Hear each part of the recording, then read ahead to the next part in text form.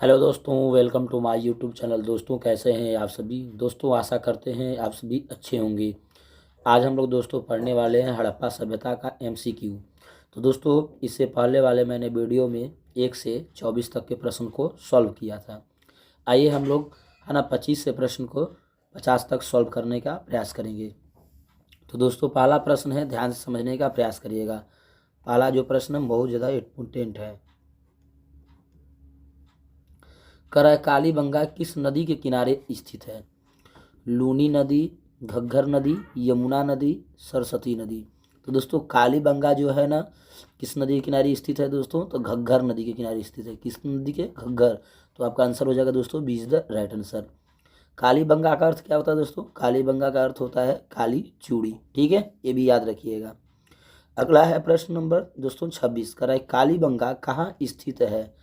तो गुजरात में स्थित है, हरियाणा में स्थित है, राजस्थान में है, पंजाब में है। तो दोस्तों कालीबंगा जो है वह स्थित है राजस्थान में। कहाँ है? राजस्थान में। तो आपका आंसर हो जाएगा दोस्तों सी इज द राइट आंसर। क्या हो जाएगा? सी इज द राइट आंसर। प्रश्न नंबर 27 है दोस्तों, ध्यान समझने का प्रयास करिएगा। प्रश्न नंबर 27, हड़प्पा सभ्यता में शवों का दाह संस्कार कैसे होता था। यानी हड़प्पा सभ्यता के लोग शव का दाह संस्कार कैसे करते थे। जला कर करते थे, गाड़ कर करते थे, पानी में बहवा कर करते थे, हवा में छोड़ कर करते थे। तो दोस्तों हड़प्पा सभ्यता के जो लोग थे ना उस समय दाह संस्कार केवल गाड़ कर करते थे। तो आपका आंसर हो जाएगा दोस्तों B is the right answer, गाड़ कर। ठीक है, अगला प्रश्न है दोस्तों प्रश्न नंबर 28। कब्रों में क्या रखा जाता था। यानी कब्र में क्या रखा जाता था। हथियार रखा जाता था, है ना, आभूषण रखा जाता था, बर्तन रखा जाता था कि सभी। तो दोस्तों देखिए हथियार भी रखते थे लोग, आभूषण भी रखते थे और बर्तन भी रखते थे। यानी आपका आंसर हो जाएगा सभी, यानी D is the right answer. कब्रों में क्या रखते थे? सभी रखते थे, हथियार भी, आभूषण भी और बर्तन भी। अगला प्रश्न को देखिए दोस्तों प्रश्न नंबर 29। प्रश्न नंबर 29 है, मोस्ट इंपोर्टेंट है, ध्यान से समझने का प्रयास करिएगा। प्रश्न नंबर 29 हड़प्पा सभ्यता के लोग किस खेल से परिचित थे। यानी कौन सा खेल खेलते थे दोस्तों। शतरंज खेलते थे, पासा खेलते थे, क्रिकेट खेलते थे कि कुश्ती खेलते थे। तो दोस्तों हड़प्पा सभ्यता के जो लोग थे ना वो सबसे ज़्यादा मात्रा में पासा खेलते थे। तो आपका आंसर हो जाएगा B is the right answer, पासा। ठीक है, अगला प्रश्न है प्रश्न नंबर 30 है, ध्यान से समझिएगा। हड़प्पा सभ्यता की में नालियों की व्यवस्था कैसी थी। हड़प्पा सभ्यता में नालियों की व्यवस्था कैसी थी। नहीं थी, साधारण थी, अत्यंत विकसित थी, गंदी थी। तो दोस्तों उस समय की जो नाली थी ना, है ना, बहुत बड़ी थी, यानी 6 फीट की करीबन थी और वह अत्यंत विकसित होती थी। ठीक है, क्योंकि वो टेक्नोलॉजी से भरपूर थी, क्योंकि उसको ढका गया था। अब समझ सकते हैं दोस्तों कि आज हमारे गांव की नालियां जो है ढकी नहीं हुई और हड़प्पा काल के लोग अपने नालियों को ढाक कर रखते थे। समझ लीजिए, तो उस समय क्या कहिएगा आप? अत्यंत विकसित कहिएगा उसको। ठीक है, तो आपका आंसर हो जाएगा दोस्तों सी इज द राइट आंसर। आपका आंसर हो जाएगा सी इज द राइट आंसर। उम्मीद करते हैं दोस्तों आप लोग मेरी बातों को अच्छे से समझ गए होंगे। आइए प्रश्न नंबर 31 को समझने का प्रयास करिएगा। प्रश्न नंबर 31, प्रश्न नंबर 31 है, ध्यान समझिएगा। हड़प्पा सभ्यता के नगर कितने भागों में विभक्त थे। जो हड़प्पा सभ्यता तो दोस्तों उनके नगर कितने भागों में विभक्त थे। एक भाग था, 2 भाग में था, 3 भाग में था कि 4 भाग में था। तो दोस्तों आपका आंसर हो जाएगा 2 भागों में, यानी आपका आंसर हो जाएगा B is the right answer. ठीक है, अगला प्रश्न नंबर 32 है, ध्यान से समझिएगा। ऊपरी भाग को क्या कहा जाता था। है ना, ऊपरी भाग को क्या कहा जाता था। निचला नगर, दुर्ग कहा जाता था, ग्राम कहा जाता था, मंडल कहा जाता था। दोस्तों ऊपरी भाग को हम लोग क्या कहते थे? दुर्ग कहते थे। यानी उस समय के लोग ऊपरी भाग को क्या कहते थे? दुर्ग। दोस्तों उस समय जो थे ऊपरी भाग को क्या कहते थे? दुर्ग कहते थे, क्योंकि दुर्ग में दोस्तों कौन रहते थे? शासक वर्ग के लोग, शासक नेता लोग के वर्ग के लोग उस समय ऊपरी भाग में रहते थे, दुर्ग में। ठीक है, और निचले भाग में दोस्तों कौन रहते थे? किसान मजदूर रहते थे। तो आपका आंसर हो जाएगा B is the right answer, दुर्ग कहलाएगा। ठीक है, अगला प्रश्न नंबर 33, ध्यान से समझने का प्रयास करिएगा। प्रश्न नंबर 33, प्रश्न है दोस्तों 33, ध्यान से समझने का प्रयास करिएगा। निचले भाग को कहा जाता था। यानी उस समय जो निचले भाग था उसको क्या कहा जाता था। तो दोस्तों दुर्ग कहा जाता था, नगर कहा जाता था, निचला नगर कहा जाता था, गांव कहा जाता था। तो उस समय निचला भाग को क्या जाता था दोस्तों? निचला नगर कहते थे। तो आपका आंसर हो जाएगा दोस्तों सी इज द राइट आंसर। और ऊपरी भाग को क्या कहते थे, दुर्ग कहते थे, जहाँ पर शासक वर्ग के लोग रहते थे, ठीक है। और निचला भाग में किसान मजदूर वर्ग के लोग रहते थे। अगला प्रश्न नंबर दोस्तों 24 है, हड़प्पा सभ्यता में शासन प्रणाली कैसी थी, यानी हड़प्पा सभ्यता में शासन प्रणाली क्या थी दोस्तों। तो बोल रहा है कि लोकतंत्र था, राजतंत्र था, केंद्रीकृत था और अराजक था। यानी कह रहा है कि हड़प्पा सभ्यता में जो शासक लोग थे उनकी प्रणाली क्या थी, ये बात पूछ रहा है, ठीक है। तो उनकी प्रणाली क्या थी दोस्तों, केंद्रीकृत थी, यानी सी इज द राइट आंसर, केंद्रीकृत, ठीक है।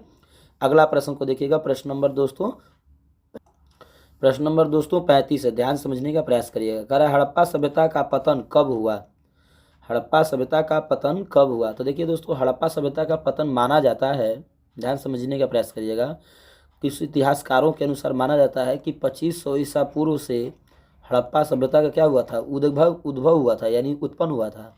और कब तक चला था, लगभग 1750 ईसा पूर्व तक चला था ये, ठीक।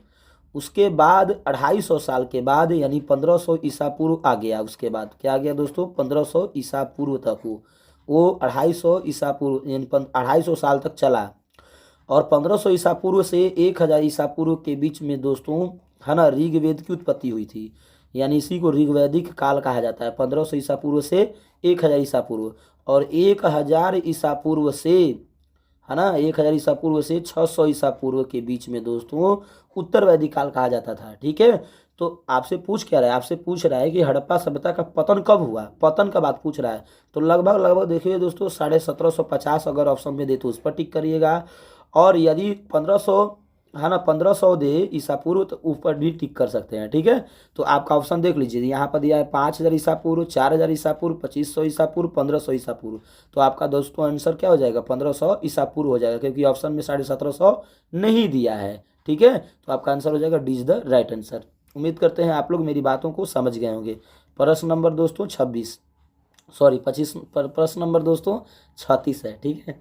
करेगी पतन का मुख्य कारण क्या माना जाता था, यानी उस समय जो सभ्यता पतन हो गई, समाप्त हो गई, उसका मुख्य कारण क्या था। तो उन लोग क्या युद्ध कर लिए कि में, क्या बाढ़ से नष्ट हो गए, जलवायु परिवर्तन हो गया, कि सभी। तो दोस्तों इसमें सभी का स्थान रहता है। हो सकता है उस समय के लोग युद्ध भी कर लिए होंगे, या बाढ़ कर ली आ गया होगा, या दोस्तों वहाँ की जलवायु ऐसी हो गई होगी जिसके कारण वहाँ के लोगों को रहना बहुत मुश्किल हो गया होगा, ठीक है। तो आपका आंसर हो जाएगा दोस्तों सभी D is the right answer. उम्मीद करते हैं यहाँ तक आप लोग क्लियर होंगे दोस्तों। अगला प्रश्न नंबर 37 को देखने का प्रयास करिएगा। तो दोस्तों प्रश्न नंबर हो गया 37, ध्यान से समझने का प्रयास करिएगा। हड़प्पा सभ्यता में ईंटों का अनुपात क्या था, यानी हड़प्पा सभ्यता के जो लोग थे उस समय ईंटों से जो घर बनाए थे उनकी अनुपात क्या थी, रेशियो क्या थी, ठीक है। तो 1:1:1 था, 2:1:1 था, 4:2:1 था, कि 3:2:1 था। तो दोस्तों आपका आंसर हो जाएगा 4:2:1, ठीक है। तो आपका आंसर हो जाएगा दोस्तों सी इज द राइट आंसर। अगला प्रश्न को देखिएगा, प्रश्न नंबर दोस्तों 38, करा धौलावीरा किस राज्य में स्थित है। धौलावीरा किस राज्य में स्थित है दोस्तों। तो गुजरात में है, महाराष्ट्र में है, राजस्थान में है, कि मध्य प्रदेश में है। तो दोस्तों धौलावीरा जो है वह गुजरात राज्य में स्थित है, गुजरात के कच्छ में है शायद, ठीक है, कच्छ में ही है। तो हो जाएगा दोस्तों ए इज द राइट आंसर आपका गुजरात राज्य में, ठीक है। उम्मीद करते हैं दोस्तों यहाँ तक आप लोग मेरी बातों को समझ गए होंगे। तो अगला प्रश्न है दोस्तों 39 है, कह रहा है धौलावीरा किससे प्रसिद्ध है। जल प्रबंधन से, मंदिर से, युद्ध से, खनन से, यानी लेखन से। तो दोस्तों धौलावीरा जो था वो जल प्रबंधन से प्रसिद्ध था। तो आपका आंसर हो जाएगा दोस्तों ए इज द राइट आंसर, जल प्रबंधन, ठीक है। अगला प्रश्न नंबर दोस्तों 40 है, ध्यान से समझने का प्रयास करिए। तो प्रश्न नंबर दोस्तों 40 है, ध्यान समझने का प्रयास करिएगा। कह रहा है हड़प्पा सभ्यता में वस्त्र किससे बनते थे, यानी वस्त्र किससे बनते थे। तो दोस्तों ऊन से बनते थे, रेशम से बनते थे, कपास से बनते थे, कि जूट से बनते थे। तो दोस्तों आपका आंसर हो जाएगा सी इज द राइट आंसर, क्योंकि उस समय कपास की खेती ज़्यादा होती थी, ठीक है, इसलिए कपास से वस्त्र बनते थे। तो आपका आंसर हो जाएगा दोस्तों सी इज द राइट आंसर। अगला प्रश्न नंबर दोस्तों 41, प्रश्न नंबर 41 है, ध्यान समझने का प्रयास करिएगा। करा हड़प्पा सभ्यता में खिलौने किससे बनते थे? यानी हड़प्पा सभ्यता में खिलौने किससे बनते थे? सोना से बनते थे, मिट्टी से बनते थे, लकड़ी से बनते थे, पत्थर से बनते थे? तो दोस्तों हड़प्पा सभ्यता के जो लोग थे खिलौने मिट्टी से बनाते थे, यानी आंसर हो जाएगा B is the right answer, मिट्टी। प्रश्न नंबर दोस्तों है 42, ध्यान से समझने का प्रयास करिएगा। करा है कि बैलगाड़ी के प्रमाण कहाँ से मिले हैं? बैलगाड़ी के प्रमाण कहाँ से मिले हैं? मोहनजोदाड़ो से, हड़प्पा से, है ना, हड़प्पा से, चहुंदड़ो से, सभी से? तो दोस्तों बैलगाड़ी के जो प्रमाण मिले हैं सभी जगह से, मोहनजोदाड़ो से भी मिला था, हड़प्पा से भी मिला था, चहुंदड़ो से भी मिला था। तो आपका आंसर हो जाएगा दोस्तों सभी, D is the right answer. ठीक है, अगला प्रश्न पर देखिएगा दोस्तों। अगला प्रश्न नंबर 43,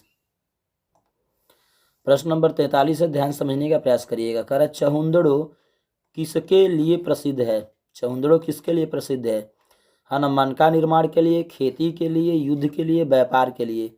तो दोस्तों चहुंदड़ो जो था वहाँ पर मनका ज़्यादा बनते थे, ठीक है, उसके लिए क्या है, प्रसिद्ध था। तो ए हो जाएगा आपका दोस्तों, ए इज द राइट आंसर, मनका के लिए। चहुंदड़ो से दोस्तों क्या मिला था? चहुंदड़ो से लिपस्टिक का भी आविष्कार हुआ था, क्योंकि उस समय के जो लोग थे, कन्याएं थी जो, उस समय लिपस्टिक भी लगाती थी, इसलिए चहुंदड़ो से आप याद रखिएगा कि चहुंदड़ो से लिपस्टिक का भी उत्खनन का साक्ष्य मिला है। ठीक है, अगला प्रश्न नंबर दोस्तों 44 है, हड़प्पा सभ्यता में स्त्रियों की स्थिति कैसी थी?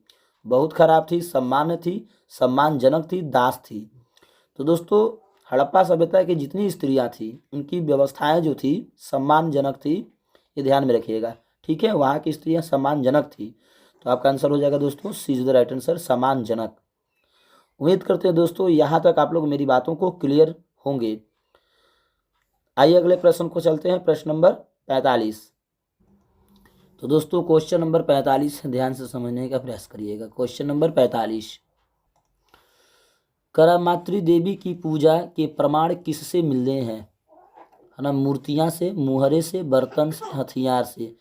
तो दोस्तों मातृ देवी का पूजा का जो है साक्ष्य, है ना, या प्रमाण जो है वो दोस्तों मूर्तियाँ से मिला है। तो आपका आंसर हो जाएगा दोस्तों ए इज द राइट आंसर, मूर्तियाँ। ठीक है, अगला क्वेश्चन नंबर दोस्तों 46, करा हड़प्पा सभ्यता में किस पशु का महत्व था? घोड़ा का था, ऊँट का था, बैल का था, हाथी का था? नहीं, हड़प्पा सभ्यता में किस पशु का महत्व था? महत्व मतलब ज़्यादा उपयोगी माने जाते थे। तो दोस्तों बैल, किसको? बैल। आपका आंसर हो जाएगा दोस्तों सी इज द राइट आंसर, बैल। अगला प्रश्न देखिएगा, प्रश्न दोस्तों 47 है, ध्यान समझिएगा। करा घोड़े के प्रमाण कैसे हैं? यानी घोड़े के प्रमाण कहाँ से मिले थे ये बताना कैसे होते हैं, ध्यान देना। करा बहुत अधिक, पर्याप्त मात्रा में, नहीं के बराबर, अस्पष्ट? तो दोस्तों घोड़े के जो प्रमाण थे हड़प्पा सभ्यता में नहीं के बराबर मिले, यानी आपका हो जाएगा सी इज द राइट आंसर। अगला प्रश्न नंबर 48, करा हड़प्पा सभ्यता का विस्तार कहाँ तक है? केवल पंजाब में, भारत पाकिस्तान में, भारत पाकिस्तान अफगानिस्तान में, केवल भारत में? तो दोस्तों आपका हो जाएगा भारत पाकिस्तान अफगानिस्तान, आपका आंसर हो जाएगा दोस्तों सी इज द राइट आंसर। ठीक है, अगला प्रश्न को देखिएगा दोस्तों, प्रश्न नंबर 49। प्रश्न नंबर 49 से ध्यान समझने का प्रयास करिएगा। कह रहा है हड़प्पा सभ्यता का सबसे बड़ा स्थल कहाँ है ना? हड़प्पा में है, मोहनजोदड़ो में है, धौलावीरा में है, राखीगढ़ी में है? तो दोस्तों हड़प्पा सभ्यता का सबसे बड़ा स्थल जो है राखीगढ़ी में मिला था। तो आपका आंसर हो जाएगा दोस्तों D is the right answer, Rakhigarhi. ठीक है, अगला प्रश्न नंबर 50, राखीगढ़ी कहाँ स्थित है? राजस्थान में है, हरियाणा में है, गुजरात में है कि पंजाब में है? तो दोस्तों राखीगढ़ी जो है ना हरियाणा में है। तो आपका आंसर हो जाएगा दोस्तों B is the right answer, Haryana. ठीक है, तो इस तरह से दोस्तों हमारा पार्ट 1 और पार्ट 2 वीडियो में दोनों मिलाकर 50 क्वेश्चन MCQ का दोस्तों क्या हो गया, है ना, हम लोग पढ़ लिए। अब हम लोग करेंगे क्या दोस्तों, टेस्ट लगाने का प्रयास करेंगे। चलिए देखते हैं कितने लोग इसमें आंसर बताने का प्रयास करते हैं। आइए हमारे टेस्ट के पहला क्वेश्चन पर। पहला क्वेश्चन में करा दोस्तों, हड़प्पा सभ्यता के लोग किस खेल से परिचित थे? शतरंज से थे, पासा से थे, क्रिकेट से थे, कुश्ती से थे? आपको दोस्तों इसमें बताना है, कमेंट में जरूर करके बताने का प्रयास करिएगा। दूसरा प्रश्न है दोस्तों कराए, हड़प्पा की मुहरें किससे बनी होती थी? है ना, मिट्टी की बनी होती थी, तांबा की बनी होती थी, पत्थर की बनी होती थी, लकड़ी की बनी होती थी? ठीक है दोस्तों, अगला प्रश्न है दोस्तों, प्रश्न नंबर 3 ध्यान से समझिएगा। प्रश्न नंबर 3 कह रहा है हड़प्पा सभ्यता को और किस नाम से जाना जाता है। इसमें 4 ऑप्शन दिया, कमेंट करके बताने का प्रयास करिएगा दोस्तों। वैदिक सभ्यता, सिंधु घाटी सभ्यता, गंगा सभ्यता, द्रविड़ सभ्यता। ठीक है। और अगला प्रश्न है दोस्तों, मोहनजोदाड़ो कहाँ स्थित है। भारत में है, पाकिस्तान में है, अफगानिस्तान में है, ईरान में है। तो दोस्तों 4 क्वेश्चन जो मैंने टेस्ट के लिए लिया था, तो आप क्वेश्चन को बताने का प्रयास करिएगा कमेंट में। मिलते हैं दोस्तों नेक्स्ट वीडियो में एक नई वीडियो के साथ। जय हिंद दोस्तों।